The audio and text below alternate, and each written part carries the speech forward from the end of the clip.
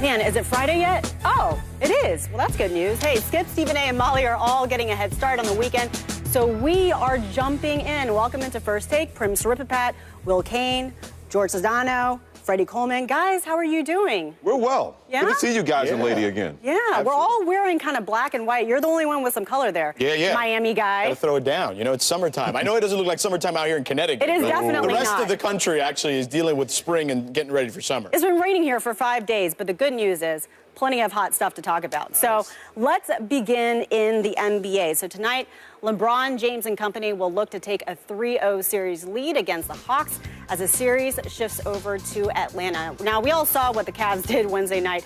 A historic performance as they dropped an NBA record 25 threes. And I loved what the Hawks tweeted out at halftime. They said, if you take away their threes, we're right in this. And of course, that tweet was later deleted. So guys, spinning it forward, from what you've seen from the Cavs thus far, can they win a title?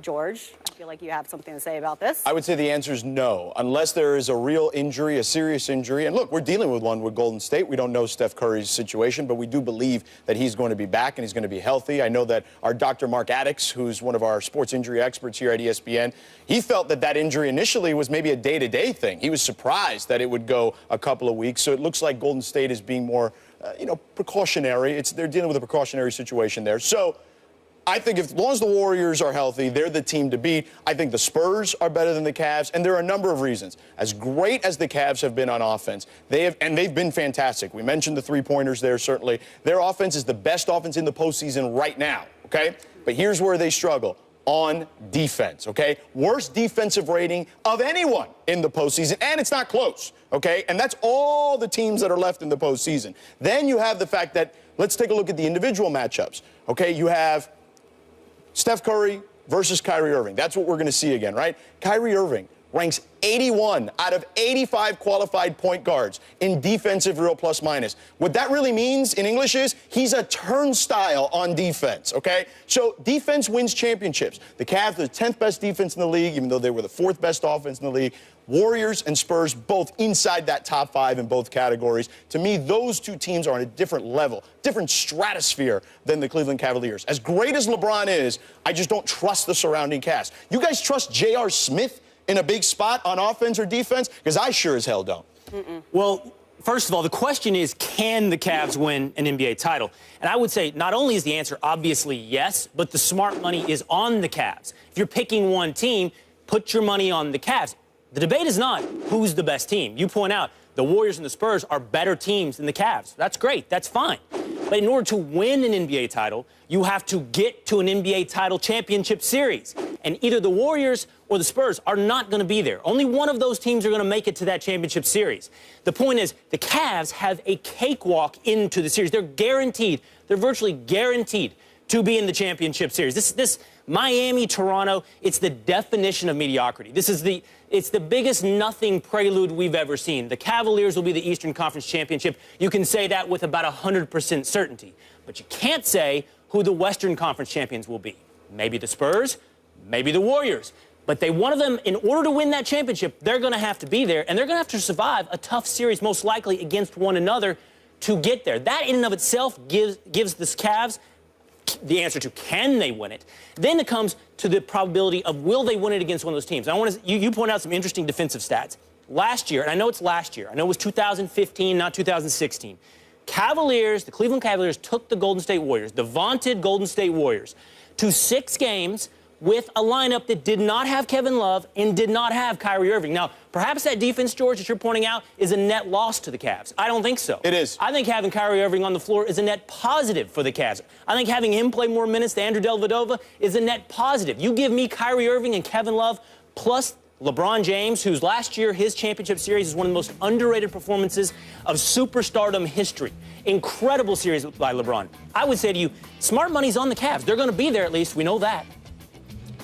Cavs have more than a puncher's chance to me to win an NBA championship because I go back to if you have the kind of road that you have to deal with in the Western Conference. It's not the Western Conference of last year. The Western Conference come back a little bit. I mean, I think the teams last year overall in the playoffs were stronger than the teams we're seeing. The top 3 is still terrific. When you got Oklahoma City, then San Antonio, then Golden State.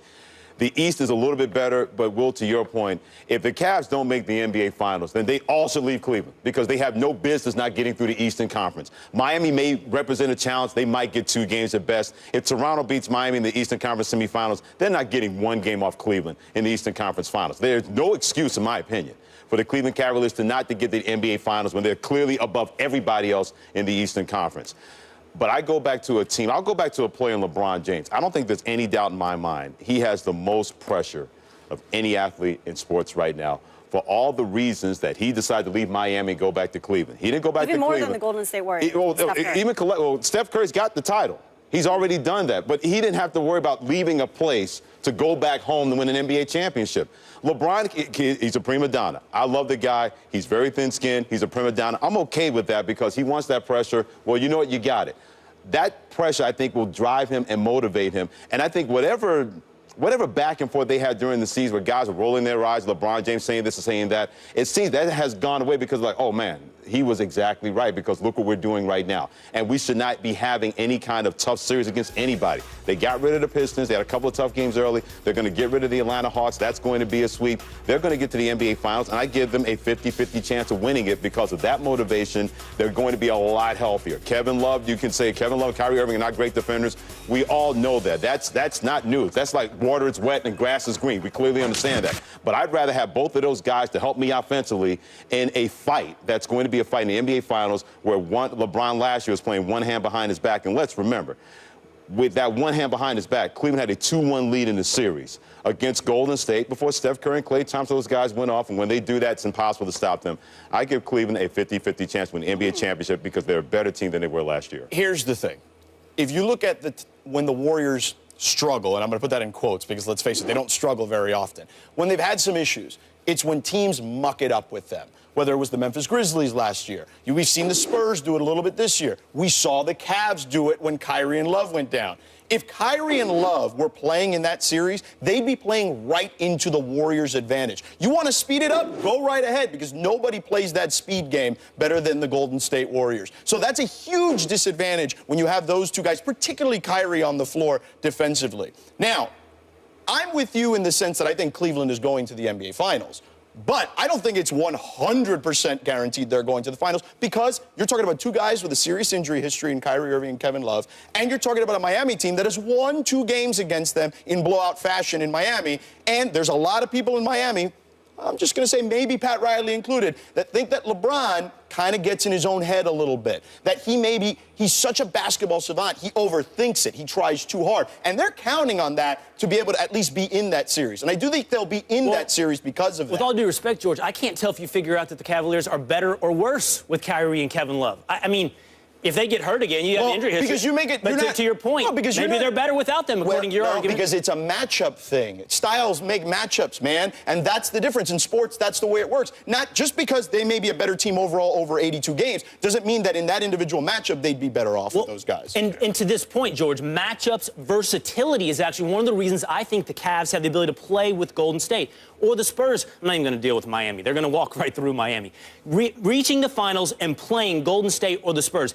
This season, the Cavs have figured out a way to play that Golden State ball. Granted, not as well as the Warriors. While the Warriors set an NBA record for three-pointers this year, the Cavs were 5th all-time. The Cavs, you got, Kyrie Irving, J.R. Smith, and Richard Jefferson all shooting over 50% from 3. Will that continue? That would be a hard argument to make. But they're now playing a game where they can shoot the 3. That's one way they can play. The other way they can play is to muck it up, have LeBron drive in, and finish the basket. I like a team that can play 2 different ways. I'm telling you, you're underselling the Cavaliers. So what you're telling me is you'd rather have the generic store brand over the real brand. You'd rather have, store brand soda as opposed to Coke or Pepsi. Because that's what you're telling me. Because the Cavs don't play the way the Warriors play. They don't play it as well. I think I know where he's going here. No one plays like the Golden State Warriors because that's the kind of team that they are. But I'm not going to call the Cleveland Cavaliers a generic store brand. They're check. they're RC Cola compared to the Warriors being Kobe. I tell you, they may be a lot closer to If that you're talking than you about think. the offense, yes, there's They not have even a debate. LeBron James.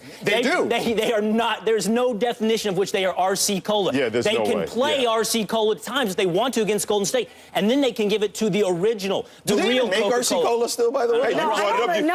brought it up. You tell us. No, I'm just saying. I just figured generic This story. metaphor is running here. But they can play LeBron James hero ball if they need to, and they can play three-point shooting with J.R. Smith if they need to. The point is, it's a simple question here: can they win the title? The answer to that has to be obviously yes. I think a yes. puncher's chance, sure. I don't think they're More better than than a the Warriors. puncher's chance. I don't think they're better than the Warriors or the Spurs because you know what? They got to defend those teams, and their defense isn't good. Yeah, I'll say this. I think if it's a Cavs Warriors final, I'm still going to go on the side of Golden State. They're the best team in my opinion.